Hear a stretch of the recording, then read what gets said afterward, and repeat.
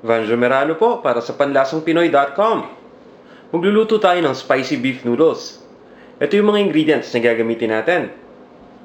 Beef, dried noodles, bok choy, brown sugar, star anise, at dried Thai chili, scallions, cooking wine, soy sauce, garlic, at ginger. Gagamit din tayo dito ng water, ng beef broth, ng salt, ground black pepper, at ng cooking oil. Umpisa na natin. Magpapainit lang tayo ng cooking oil sa isang cooking pot. Siguraduhin natin na malalim ito. At kapag mainit na yung cooking oil, igigisa na natin yung usual, yung bawang,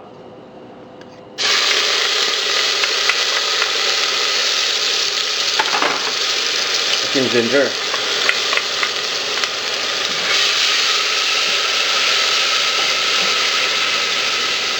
Gagamitin natin ng scallions instead na sibuyas dito sa recipe na to.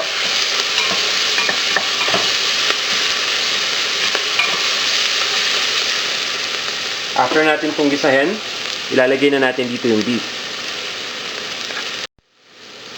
Okay, ito na yung ating beef.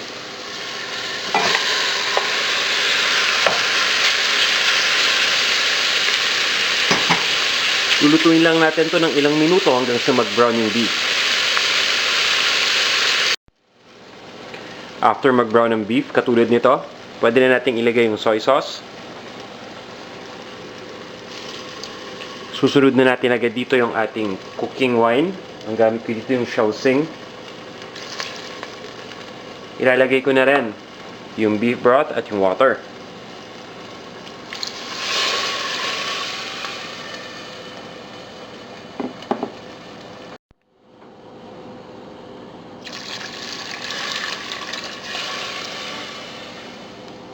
Then, papakuluin muna natin ito. Kapag kumulo na, ilalagay na natin yung brown sugar. Pati na rin yung star anise at yung Thai chili. Haluin lang natin.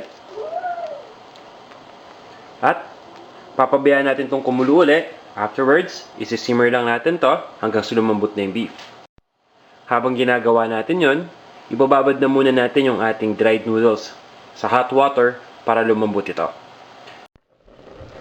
After nating mababad yung noodles sa hot water, kailangan lang natin itong i-drain.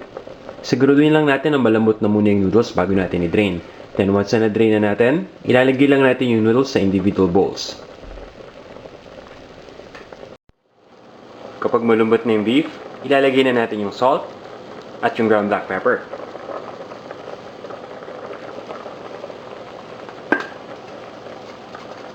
Then, ilalagay na natin yung ating bok choy or pechay kung ano yung meron kayo. Pwede ninyong gamitin yun, either of the two.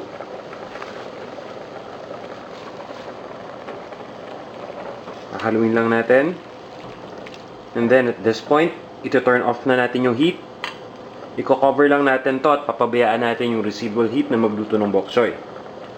After doing that, kuha lang tayo ng sandok at sasandokin na natin to dun sa bowl kung saan natin nailagay yung ating noodles na nababad na natin sa mainit na tubig. After that, pwede na natin itong i-serve. Para sa exact measurements, mga ingredients, at iba pang mga recipes na tiyak na magugustuhan ninyo, pumisita lang kayo sa panlasangpinoy.com. Ito na ang ating spicy beef noodle soup.